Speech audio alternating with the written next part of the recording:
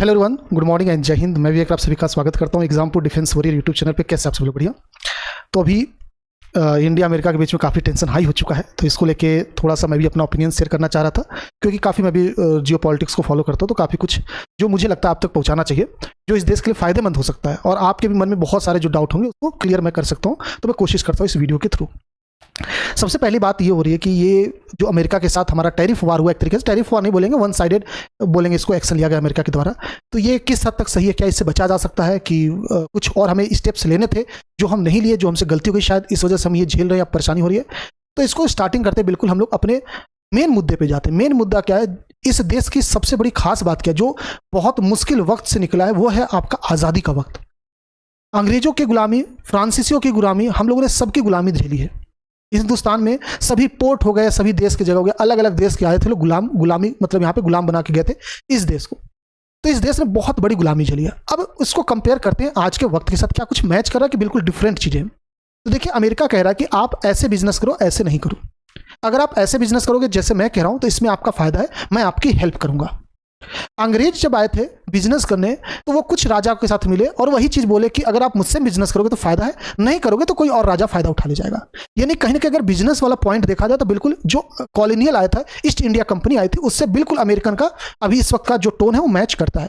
दूसरा चीज, जब वो बिजनेस स्टार्ट कर दिया उसके बाद अपने सैनिक, अपने सोल्जर्स, हथियार इंडिया में भेजने लगे, और अब फिर राज करने की स्टार्टिंग कर दिए कि अगर तुम राजा नहीं झुके मेरे सामने, नहीं सरेंडर नहीं किए, अपनी राजगद्दी हमें नहीं त्यागे, तो हम तुमसे युद्ध लड़ेंगे और तुमको हरा देंगे। अमेरिका भी पहले भी कर चुका, आगे भी ये काम करेगा कि तुम अगर अपना हथियार नहीं डाले, या फिर आप इस देश के खिलाफ ये हथियार नहीं लगा सकते, आप इस देश से युद्ध नहीं लड़ सकते, नहीं तो हम आपसे युद्ध लड़ेंगे। तो बिल्कुल वही मेंटेलिटी अभी भी चल रही लोगों की, ईस्ट इंडिया कंपनी वाली। उस वक्त भी हमारे देश में सबसे बड़ी कमी थी, हम लोग फूटे पड़े थे, यानी हर राजा का अपना अपना राजतंत्र था और एक दूसरे से मतभेद हुआ करता था, जिसकी वजह से उन्होंने उसका फायदा उठाया। आज भी वही हाल है। अगर इस देश में कुछ लोग भी सपोर्ट करने पहुंच गए अमेरिका का किसी भी कारण से, ये मान के चलना कि ये देश वापस से गुलामी की तरफ चला जाएगा, क्योंकि ये देश किसी नेता का, किसी पॉलिटिकल पार्टी का नहीं, ये देश आपका है, हमारा है, हम सबका है। तो अगर आज इस देश की पॉलिटिकल पार्टी कोई लीडर बोले कि ट्रंप बाबा नमस्ते, हम आपके सामने सर झुकाते हैं, तो वो लीडर सर नहीं झुकाए, इस देश ने सर झुकाया, हमने सर झुकाया। यानी हम फिर गुलामी को न्योता दे रहे हैं, हम फिर गुलामी को प्रोत्साहित कर रहे हैं कि आइए और हमारे ऊपर गुलामी करिए, जो कि हम कतई बर्दाश्त नहीं करेंगे। अगर आज ये गवर्नमेंट बोलती है कि हम अमेरिका के सभी कंडीशन को एक्सेप्ट करते हैं, तो कल को सड़क पे खड़ा होने वाला आदमी सबसे पहला मैं देखूंगा कि इस सरकार के खिलाफ आंदोलन होना चाहिए, क्योंकि हम गुलाम नहीं हैं। बिल्कुल अमेरिका के साथ रिश्ते सुधारिए, लेकिन इस शर्त पे नहीं रख सकते कि आप ये कहोगे हम वही करेंगे। नहीं, हम किसी के गुलाम नहीं हैं। दूसरी चीज, अमेरिका की बातें अब हो रही हैं, अमेरिका से हमारा रिश्ता बहुत पहले से ही खराब रहा है, बीच में थोड़ा सा सही हुआ, उसके बाद से अब बात हो रही है अमेरिका से नुकसान हो गया, अमेरिका से नुकसान हो गया। अगर 15-20 साल पहले अगर अमेरिका ये स्टेप लेता तो हमें कोई नुकसान नहीं होता, कोई फर्क ही नहीं पड़ता, इवन हम आपस में बात नहीं करते, क्योंकि अभी बीच के टाइम पे हमारा ट्रेड अमेरिका के साथ बढ़ गया और नंबर 1 पे आ गया। चाइना जो कि पहले हुआ तो करता था, चाइना सेकंड पे चला गया, तो इसलिए ज्यादा डिस्कशन उस पर हो रहा है। आपको समझना पड़ेगा, इंडिया और अमेरिका का ट्रेड कोई बेनिफिट वाला अमेरिका का नहीं था। अमेरिका इंडिया को सिर्फ इसलिए ट्रेड कर रहा था, सिर्फ इसलिए हेल्प कर रहा था कि चाइना के खिलाफ हम इस्तेमाल करेंगे। क्या आप अपने आप को वो देश बनाना चाह रहे हो जो कि दूसरों से लड़ाई लड़ने के लिए हम बनेंगे? यानी अमेरिका हमें इसलिए सपोर्ट कर रहा है कि हम चाइना से युद्ध लड़ेंगे, मतलब किसी और का युद्ध हम लड़ेंगे। हमें यूक्रेन बनाना चाह रहे हो, हमें अफगानिस्तान बनाना चाह रहे हो। जितने भी वेस्टर्न कंट्री है, जितने भी अमेरिका के अलायंस है, सभी के सभी अपने नए हथियार बना रहे हैं, यूक्रेन में जाके टेस्ट कर रहे रशिया के खिलाफ। हाँ, बहुत बढ़िया मिसाइल बनाया भाई तूने, ये मुझे भी दे देना, यूक्रेन में बहुत काम आया था। यूक्रेन एक टेस्टिंग ग्राउंड बन गया वीपन्स का। इसमें नुकसान किसका? यूक्रेन का है। यूक्रेन के लीडर, वहां की जो आर्मी है, फौज है, उनको तो पैसे मिल रहे हैं एड, लेकिन वहां की जनता सफर कर रही है। कितना एरिया रसिया ने कब्जा लिया और कितनी जनता मारी गई, किसी को एक पैसे नहीं मिलेंगे, क्योंकि युद्ध है ये। तो आपको ये समझना पड़ेगा, हम कोई एक बैटल ग्राउंड नहीं बनाना चाह रहे चाइना के खिलाफ। तो अगर अमेरिका की ये मेंटेलिटी है कि हम इंडिया को सिर्फ इसलिए सपोर्ट करेंगे कि चाइना से लड़ने में मदद करेगा, तो ये गलतफहमी, हम ऐसा कतई नहीं करते और ना होने देंगे। India is not for sale. Pakistan है, पाकिस्तान का आप ग्राउंड लीजिए, पाकिस्तान का एयरबेस लीजिए, पाकिस्तान का सब कुछ ले लीजिए, पाकिस्तान की तरफ से आप लड़िए, हमें कोई एतराज नहीं। पाकिस्तान बिक सकता, अफगानिस्तान का कुछ हिस्सा उन्होंने बेच दिया था, हालांकि तब दूसरी सरकार हुआ करती थी, तालिबान तो बहुत स्ट्रिक्ट है। फिर भी यूक्रेन के प्रेसिडेंट ने अपना पूरा एरिया वेस्टर्न कंट्री यूएसए को दे दिया कि तुम युद्ध लड़ो जाओ, पूरा पार्लियामेंट डिस्टर्ब है उनका। तो ऐसा देश हमें नहीं बनाना है। बात आती है तीसरी, इसमें नुकसान कितना, फायदा कितना? नुकसान बिल्कुल है, लेकिन जरा सा है, कुछ टाइम का है। अगर हम उनकी चीजों को एक्सेप्ट कर लेते, क्या क्या चीजें? उनका पहला डील, आप तेल रसिया से बंद करिए। जवाब, हम क्यों बंद करें? क्योंकि हम बोल रहे हैं, आपने बोला था जब यूक्रेन रसिया का युद्ध स्टार्ट हुआ था, अमेरिका ने बोला था कि आप रसिया से तेल लीजिए, यानी इंडिया रसिया से तेल ले, ताकि बैलेंस बना रहे, सभी देश को तेल कंप्लीट मात्रा में मिले, जिससे रेट ना बढ़े। अमेरिका ने खुद ने बोला था ये काम करो आप, आपका जब मन करे आप 2 दिन में डिसाइड करते हो, 2 साल में डिसाइड करते हो कि यहाँ तेल लो वहाँ तेल लो। भाई 140 करोड़ की पॉपुलेशन है इस देश में, ये कोई छोटी मोटी चीज नहीं होती है इतने बड़े देश को हैंडल करना, इतनी पॉपुलेशन को। तो ये तो मन में से हटा ही लीजिए, इसलिए कि हम कह रहे हैं ये गलत है। दूसरा चीज, अब उनको ये लग रहा है कि अमेरिका को ये लग रहा है कि इंडिया रसिया को तेल खरीद के पैसे दे रहा है, इसलिए वो हथियार बना पा रहा है। आप भी तो फंड कर रहे हो यूक्रेन को, आप भी तो रसिया से सप्लाई लेते हो, इवन गैस वगैरह पूरा यूरोप नाटो मेंबर आज भी रसिया से लेता है। उन पे क्यों नहीं सैंक्शन लगाता, उन पे क्यों नहीं टैरिफ बढ़ा रहा है? इस वजह से, क्योंकि उसको प्रॉब्लम कुछ और है, ऑयल का मसला ही नहीं है। और बात करते हैं अगर वार मशीन को फंड करने की ना, आप बोल रहे हो कि इंडिया वार मशीन को फंड कर रहा है रसिया के अंदर, तो आप क्या कर रहे हो इजराइल के साथ? गाजा में कितने बच्चे मर गए, कितनी महिलाएं मर गई, आज भी मरे जा रहे, इस हर एक सेकंड में वहां पे लाशें गिनी जा रही, छोटे छोटे बच्चे जन्म लेते ही सांस नहीं ले पा रहे। आप नहीं वार मशीन को फंड कर रहे हो, आपकी वजह से तो वो युद्ध हो रहा है। आज आप 100% हाथ पीछे हटा लो इजराइल से, आज वो युद्ध रुक जाएगा, गाजा वाला एक दिन भी आगे नहीं चलेगा। तो वार मशीन को फंड करने का ज्ञान वेस्टर्न या अमेरिका ना दे तो ही बेहतर है, क्योंकि Afghanistan, Libya, Syria, Iraq, Iran सब तो आपने बर्बाद किया, सब तो आपने बर्बाद किया, साउथ अफ्रीका को आपने बर्बाद किया। तो ये ज्ञान ना दिया जाए तो ही अच्छा है। अब उन लोग का डिमांड क्या है, कौन सी ऐसी बात है तो उनको सही पते पे लगी जिसकी वजह से बहाने ढूंढ ढूंढ के टैरिफ लगा। सबसे पहला F-35 फाइटर जेट का जो डील था वो इंडिया एक्सेप्ट नहीं कर रहा था फ्रॉम फर्स्ट डे। इवन जब पीएम मोदी और ट्रंप की पहली मीटिंग हुई थी, वहां पे भी पिच किया गया था कि F-35 आप ले लीजिए, तो वहां पे भी मोदी जी ने एश्योरिटी नहीं दी थी कि हम लेंगे, वो बोले थे we will discuss, we will analysis, हम करेंगे एनालिसिस, हमें सही लगेगा तो लेंगे। पहला पॉइंट उनको हट ये हुआ। दूसरा पॉइंट, उनको एग्रीकल्चर का चाहिए इंडिया में एक्सेस।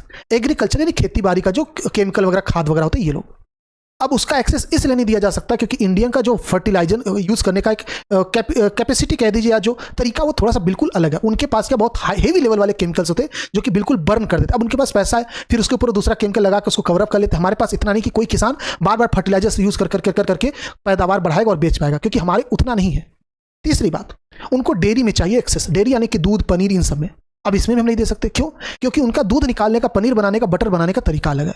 वो चर्बी से बनाते हैं दूध, चर्बी खिला खिला के गाय वगैरह को इवन चर्बी वाला या नॉनवेज वाला फूड देते हैं ताकि वो दूध पैदा करे, फिर उससे पनीर। अब इसमें कितने जैन, कितने बौद्ध, इवन हिंदू, कितने मोर देन 50-60% वेजिटेरियन होते हैं, उनके साथ कितना गलत हो जाएगा। तो ये तो बिल्कुल धार्मिक आस्था हो गई, तो इसमें भी हम एक्सेस नहीं दे सकते। ये जो पॉइंट है ना उनको बहुत हिट किया। और फिर तीसरा पॉइंट जो हिट किया ट्रंप के बिल्कुल सीने पे, वो ये है, बंदे ने 25-26 बार बोल दिया कि हमने युद्ध रोका इंडिया पाकिस्तान, और इंडिया ने अभी तक एक्सेप्ट नहीं किया। उसको लग रहा था इतनी बार बोला कभी ना कभी इंडिया बोल ही देगा। इंडियन बोला नहीं, तुमने नहीं किया। ये बात उसको बहुत चुभी है। इस ट्रंप का इसलिए चिढ़ने का वजह, जिसकी वजह से ये सारी चीजें हो रही है। अब इसका क्या असर होगा, क्या नहीं होगा? देखो, असर होगा बट थोड़ा सा होगा। आपको ये चीज समझना पड़ेगा जीडीपी इकोनॉमी कैसे चलती है। तो मैं आपको पूरा कॉन्सेप्ट नहीं बताऊंगा। मान लीजिए अगर कोई फैक्ट्री इंडिया में, मैं अपना एक फैक्ट्री लगाया बिस्किट बनाने का, उस बिस्किट को मैं अमेरिका में बेचता था, ठीक है, तो इससे हमारी इकोनॉमी बढ़ रही थी, जीडीपी बढ़ रही थी। मान लीजिए इकोनॉमिक अमेरिका ने कैंसिल कर दिया, अब वो बिस्किट मैं आपको बेच रहा हूं, यानी अपने देश के अंदर ही, तो क्या इकोनॉमी बढ़ेगी, जीडीपी बढ़ेगी? बिल्कुल बढ़ेगी। तो पहले ये चीज दिमाग में नहीं रहना चाहिए किसी के कि जीडीपी या इकोनॉमी तभी बढ़ती है जब दूसरे देश में एक्सपोर्ट करते। नहीं, अगर आप अपने देश में भी कंज्यूम करते तो भी वो इसमें काउंट होता है। बेसिकली मैन्युफैक्चरिंग पावर देखी जाती है और कुछ भी नहीं। आप कितना पैदावार कर पा रहे हो, आप ज्यादा बार पैदावार कर रहे हो, कंज्यूम कर ले रहे हो अपने देश के अंदर, आपकी जीडीपी बहुत अच्छी चली, आपका देश बहुत तरक्की कर रहा है। सिंपल सा फंडा ये है। हाँ, थोड़ा बहुत ये है कि सब सामान तो नहीं अमेरिका का इंडिया कंज्यूम कर पाएगा, थोड़ा बहुत इधर कर लेगा, बट हाँ कंज्यूम हो जाएगा। अगर सारा सामान कंज्यूम हो गया मतलब हमारा जीडीपी सेम चला। हमारे जीडीपी में सिर्फ 2% रोल है अमेरिका का, जो कि हाईएस्ट, क्योंकि हम एक्सपोर्ट ज्यादा करते ही नहीं, तो अमेरिका फर्स्ट नंबर पे आता है 2% के साथ। तो हमें लग रहा है कि अमेरिका के साथ बहुत ज्यादा 2% है, क्योंकि हमारा एक्सपोर्ट कम है इसलिए। तो अगर हम ये कंज्यूम कर लेंगे तो भी खत्म हो जाएगा। अब बात ये आती है कि इसका सॉल्यूशन क्या है। इसका सॉल्यूशन सिर्फ इतना है कि देखो, इंडिया में सभी देश के सामान, अमेरिका के भी सामान अभी भी है, तो आपको बस इतना एक चीज ध्यान रखना पड़ेगा। जैसे बीच में तो मेड इन चाइना को बाइकआउट करना, और वो काफी हद तक काम किया। बहुत सारे बच्चे, इवन मैं कोशिश करता हूं मेड इन चाइना कुछ भी ना लो। अब यही काम हमें और आगे बढ़ाना होगा। बेसिकली हमें यह करना होगा कि जो भी आप महंगी चीजें, बेसिकली आप एसी लेते हो, आप फ्रिज लेते हो, कूलर लेते हो, बाइक लेते हो, आप कुछ भी चीज लेते हो, मोबाइल लेते हो, आप कुछ भी ऐसा चीज खरीदते हो जिसमें लगे कि आपको, जिसका मैन्युफैक्चरिंग पे डिपेंडेंसी हो सकती है। जैसे कि आप कहीं एक छोटा सा खिलौना लेने गए, तो छोटे वाले रेडी वाले दुकान से लेने गए तो उस पर उतना फर्क नहीं पड़ेगा। मॉल में जा रहे हो, किसी दुकान में जा रहे हो, तो आपको बस ये देखना चाहिए कि ये कहाँ पे बना हुआ है, इसकी मैन्युफैक्चरिंग क्या है, कहाँ के है।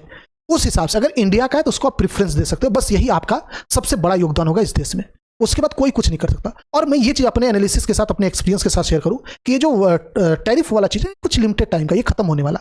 उसका रीजन ये है कि अगर आज इंडिया ऐलान कर दे कि यूरोपियन यूनियन को पूरा एक्सेस दे रहा है फ्री ट्रेड एग्रीमेंट के थ्रू, यानी हम उन पे कोई टैक्स नहीं लगाएंगे, वो भी कोई टैक्स नहीं लगाएंगे। आज यूरोपियन यूनियन अमीर होने लगेगा और अमेरिका रोने बैठेगा। हम अभी इतना जल्दी कोई एग्रीमेंट नहीं कर रहे क्योंकि इसमें हमारा भी नुकसान, हमारा फायदा है, तो इस वजह से थोड़ा सा ये पजल चल रहा है, अदरवाइज इसमें कोई लेना देना नहीं। आप एज ए नागरिक बस यही काम कर सकते। और फिर आगे बात आती है कि जैसे बहुत सारे बच्चों के मन में ये भी डाउट होता है कि सर अगर रसिया से तेल कम खरीद रहे कम दाम में, तो हमारे तेल सस्ता क्यों नहीं हो रहा है? ये तो बिजनेसमैन की कमाई हुई ना, खूब महंगा महंगा खरीद के बेच रहे हैं। देखो, जब कोई बिजनेसमैन कमाता हो तो वो खुद घर पे नहीं कोई काम करता है, उससे रोजगार में लोग जुड़े होते हैं, बहुत सारे लोग होते हैं जिनका परिवार चल रहा होता है। एक बिजनेसमैन लाखों 10 लाख परिवार चलाता है इनडायरेक्टली, आपको नहीं पता होगा, आपके कोई रिलेटिव उस कंपनी में काम कर रहे हो। तो ये कहना ही गलत है कि सिर्फ बिजनेसमैन का फायदा उसका नुकसान। दूसरी चीज, इन्फ्लेशन रेट जो है वो लगभग 6% चला है, यानी 6% महंगाई दर चला है। हर साल आपका जो सामान है 6% बढ़ना चाहिए, ये इन्फ्लेशन कहता है। बट हमारा तेल का दाम उतना नहीं बढ़ा जितना बढ़ता 6% से देखा जाए, तो इसका मतलब कहीं ना कहीं 6% दाम हमारा कम हो रहा है, अगर उसको कांस्टेंट भी रखा गया। आप इसको कंपेयर कर सकते हो बाकी मुल्क से, पाकिस्तान से, बांग्लादेश से, इवन आप चाइना से कंपेयर कर लो, किसी और देश से। चाइना से तो नहीं, क्योंकि चाइना भी सस्ता लेता है जैसे इंडिया ले रहा है। तो कोई भी ऐसा देश जो रसिया से तेल नहीं ले रहे हैं, तो उन लोगों का सबका दाम तेल का बढ़ गया ऑटोमेटिक। तो हमारा नहीं बढ़ा मतलब वही एक तरीके से प्रॉफिट में चल रहे हैं हम, ठीक है। तो ये थोड़ा सा आपको समझने की जरूरत है। बाकी इसका यही सॉल्यूशन है कि मेड इन इंडिया चीज़ों को थोड़ा सा लेने के लिए आप प्रेफरेंस दे, और कुछ भी नहीं। मतलब सामान लेने जा रहे हो, अगर आपको लगे मेड इन इंडिया दूसरा है, मैं कंफ्यूज हूं, तो मेड इन इंडिया वाला ले लेना, और कुछ भी नहीं। इसी से अपनी जीडीपी ग्रोथ होती है, इसी से सब कुछ होता है। ये जरूरी नहीं कि हम दूसरे देश को बेचेंगे तभी हमारा ग्रोथ होगा, ऐसा बिल्कुल भी नहीं होता है। आप बनाओ, खुद ही कंज्यूम करो, this is the best way to promote our country. तीसरा चीज जो मुझे लगता है कोशिश करनी चाहिए, जितने फ्रेंचाइजी मॉडल चलते हैं इनके, नेटफ्लिक्स, कभी इनका पेमेंट वगैरह मत लेना, मतलब मेंबरशिप, यूट्यूब का मेंबरशिप नहीं, प्राइम, अमेजोन प्राइम का मेंबरशिप नहीं, कुछ भी किसी का मेंबरशिप मत लेना कभी भी। खाना मंगाते जोमेटो स्विगी, जोमेटो से मंगाओ, स्विगी से नहीं मंगाएंगे। ब्लिंकिट, जेप्टो, स्विगी, इंस्टामार्ट, ब्लिंकिट से मंगाओ, इंडियन है। तो इस तरीके से आपको समझना पड़ेगा कौन इंडियन है, कौन अमेरिकन है या फॉरेनर है। तो आपको इंडियन को प्रेफरेंस देना होगा। ये थोड़ा सा, आप कोई भी कहीं भी एक पैसे खर्च करोगे ना, तो उसका थोड़ा सा हिसाब ले लेना। बस अगर आप 2 मिनट भी दे दोगे ना किसी पेमेंट के पहले, तो ये समझ लो कि आपने देश में 2 मिनट एक्स्ट्रा कंट्रीब्यूट कर दिया। बस इतना करना आपको। ना मैकडी खाने जाओ, ना KFC खाने जाओ, स्टारबक, कहीं खाने मत जाओ, इन लोगों को छोड़ दो। सबको एक तरीके से बंद करो। खाना है ठेले वाले पे या लोकल दुकान पे, बर्गर वगैरह खाना, बर्गर किंग वगैरह भी चलते हैं। Burger king I think America का ही है, बर्गर सिंह वगैरह है, बहुत अच्छे हैं लोग, पंजाब के ही हैं। तो इन लोगों को प्रमोट करिए, इन लोगों के पास जाइए, खाइए, लोकल लोगों की दुकान पे खाइए, फ्रेंचाइजी वगैरह को बंद, क्योंकि ये सब के सब इनडायरेक्टली कहीं ना कहीं अमेरिका पैसा भेजते हैं और कमाने की कोशिश करते हैं। तो ये मेरी तरफ से रहेगी विनती, और बाकी आप लोग अपना लाइफ एंजॉय करो। और इसमें कोई ऐसा हमारे टेंशन की बात नहीं, क्योंकि ये सब ऊपर ऊपर संभल जाता है, हमारे तक कोई इंफेक्ट नहीं आएगा। हमारे तक इंपैक्ट तब आता है जैसे तेल का दाम बढ़ गया, तो हमारा हर चीज़ का दाम बढ़ेगा। सब्जी आपके घर तक आती है, ट्रक से आती है, ठेले से आती है, उसका रेट बढ़ेगा। ट्रक से आता है तो तेल बढ़ेगा। तो हर चीज़, अगर तेल बढ़ा ना तो हर चीज़ महंगाई हो जाएगी। अगर हमने तेल का वैल्यू कांस्टेंट रख दिया, यानी कि जो आपका फ्यूल कांस्टेंट रख दिया ना प्राइस, तो हमारे देश में महंगाई कभी नहीं आएगी। तो इन्फ्लेशन का कोई बहुत पंगा नहीं होगा। लेकिन अगर हम रसिया से या किसी ईरान से तेल खरीदना आज बंद कर देंगे ना, तो हमारे देश में महंगाई आ जाएगी। तो रसिया के साथ खड़ा रहना, क्योंकि हमें S-400 लेना है, हमें S-500 भी लेना है, SU-57 लेना है। रसिया के साथ डिफेंस का डील करना बहुत जरूरी है, क्योंकि अमेरिका कभी भी फुल एक्सेस नहीं देता, रसिया 100% फुल एक्सेस देता है। टेक्नोलॉजी ट्रांसफर करता है, इंडिया में आके बनाता है, इंडियन इंजीनियर को सिखाता है, सब कुछ यहाँ पे करता है। हमें बस एक काम करना है, अपना सारा चीज़ रसिया की तरफ, ईरान की तरफ शिफ्ट करना हो। रसिया की तरफ शिफ्ट करने का तरीका है कि आप घूमने जाओ तो रसिया जाओ, कहीं बाहर पढ़ना चाह रहे हो रसिया में जाके पढ़ाई करो। थोड़ा सा प्रेफरेंस आपको देना पड़ेगा, ताकि हमारा देश और स्ट्रांग हो, ताकि वेस्टर्न वर्ल्ड को थोड़ा सा एहसास हो कि हम किसी के कहने पे नहीं डिसीजन ले सकते। ओके, क्योंकि बहुत मुश्किल से आज़ादी मिली, वापस हम गुलाम नहीं बनना चाह रहे। बस ये आप तक बताना था, बाकी कोई अपडेट आएगा तो बताऊंगा। मैं सोचा थोड़ा सा मैं भी बता ही देता हूँ थोड़ा बहुत आपको क्या करना चाहिए क्या नहीं, क्योंकि एक बच्चा भी अगर ये काम करेगा ना, तो भी ये वीडियो बहुत सक्सेसफुल।